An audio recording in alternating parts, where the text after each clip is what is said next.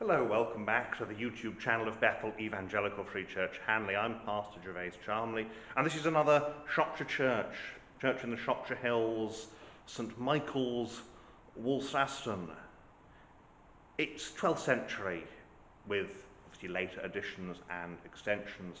It's a very long, thin church. Now we know it's 12th century because of some of the architectural details and particularly the font. But the first mention of this church in any records at all is actually in the 13th century, late 13th century, when it's recorded that some felons were living in a sanctuary here. One of the important functions of the church in medieval Europe was that there was the right of sanctuary, that if you were accused of a crime, you could claim sanctuary in the church. And depended really what the local customs were, what happened. In some places, as here, there was an area around the church where if you were accused of a crime, you could live there. You'd have to build your own shack, and usually, of course, if you had sympathetic friends and relatives, they'd help you with it, and you had to live there for a certain number of years. So this was a place of sanctuary. You can see it's a long, thin building. There's no tower, there's a West End baptistry and a little bellcot at the West End, which you'll see when we go outside. It's been altered in the 17th, 18th, 19th centuries, and what we see today is very much the product of the 19th century and a little bit of 20th century work. So we'll have a look around and see what we can see. And so as usual, we start at the West End, and the first thing we see at the West End is the font. It's a font and a half. In fact, it may actually be two fonts, one stacked on top of the other. I'll just see if I can get far enough back. So, yes, here we are. This is the bottom bit, which may be a Roman column, or it may just be a very, very big Norman font. And on top of it, and partially inside, it's been partly filled in with cement, is another Norman font. It's a very strange setup, but it is. It's not just a font and a half. It really is one font inside and on top of another. No one knows how this came to be, which of these is earlier. They both look very old, and if one of them is a reused piece of Roman work, but it's a funny place to find a big Roman building with this sort of column that you'd expect. So it may just be that we're looking at big Norman font and little Norman font stacked on top of each other. Why? Nobody really knows. In the window here we have a memorial. Here lieth the body of Thomas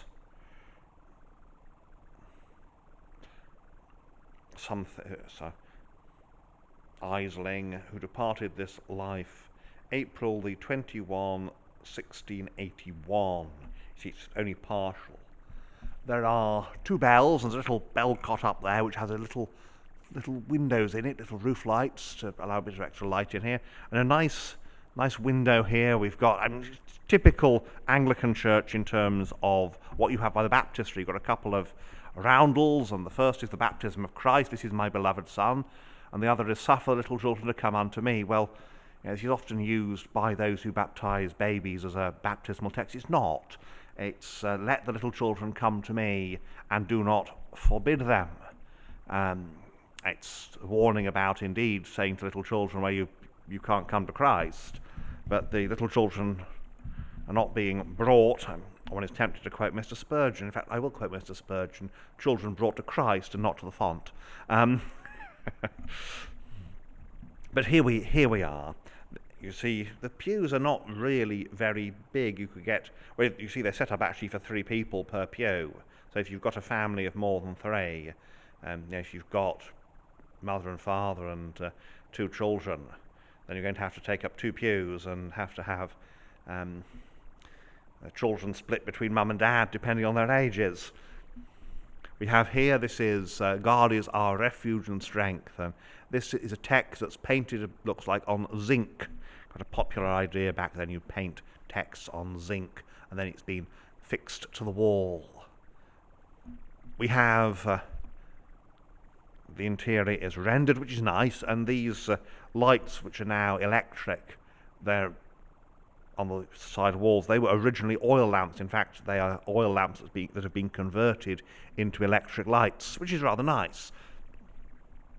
The floor originally, of course, carpet is a 20th century thing. Before the 20th century, the expectation, well, of course, before you had vacuum cleaners, carpets could just get very mucky and it was quite difficult to clean them.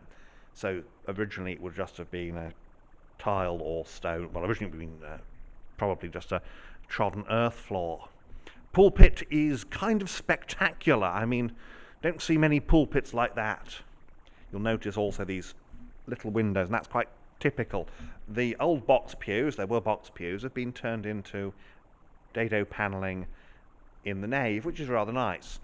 But that is a pulpit. That's a really good pulpit. You can see you've got your big, tall book board, and then you've got, and this is great fun, you have an oil lamp, an adjustable oil lamp that you can move up and down to see, so it lights the Bible, and if the minister's the type who uses the manuscript. It is, of course, pure Victorian and great fun. I like that one. It's not trying to be anything other than this nice solid bit of Victorian furniture. Now back here we have a family pew, the biggest pew in the entire church, in fact. And there is a big house in the village, so I expect this is the big house pew, and this also, the pew in front of it would have been. You can see you go through here and you've got your nice yes, three sides of seats. One of them isn't used as a seat anymore, of course. And you've got your stained glass window, Christ and the Lady of the Resurrection. Mary Magdalene looks terribly young in that one. I'm not sure she really was, but no, it's more just the art style. Just makes everyone look very young, particularly the women. And of course, because this is the family pew, it's got to have a really good view of the pulpit, which it does. Not so much the communion table, that's all right, because you don't, I mean, if you're here in the corner, you get quite a good view, but obviously if you're over here, you can't see the table much at all, but that's all right. This is a church that is built very much for preaching services. I mean, look at that pulpit. Before this Victorian pulpit, there would have been a three-decker, as at nearby Lee Botwood, and as at nearby Longnaw. Here we have a memorial to a former vicar, Reverend Edmund Donald Carr, 45 years, who's in sole charge of this parish, 36 years rector, so he would have been a curate to somebody else before. Born June the 1st, 1830, died June the 8th, 1900. Somebody else would have had a plurality, held this in plurality to held the number of livings, and put Edmund Donald Carr in to supply this parish, and only this parish, and then when the previous rector died, he took over. And here we have the east window. We've got Christ, the light of the world, somewhat inspired, well, definitely inspired, in fact, by the famous painting, Holman Hunt painting, but it's not a copy of Holman Hunt. It's essentially the same elements. You've got a nice aumbry there. You can see where there would have been a wooden door, and that's been lost, of course. And on the other side we have a piscina.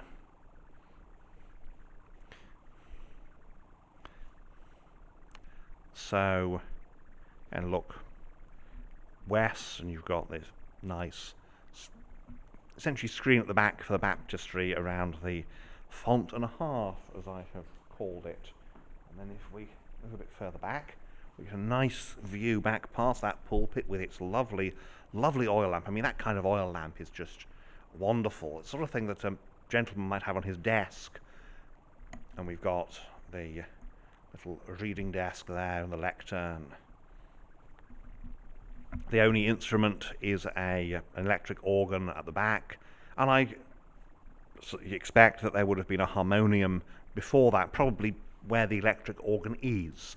So that's the inside here at Woolstaston. Let's have a look around the outside now.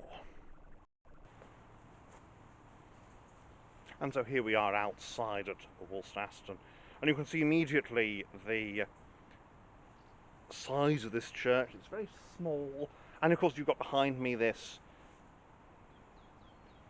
larger window. This is, of course, is where that family pew is. A nice little spiky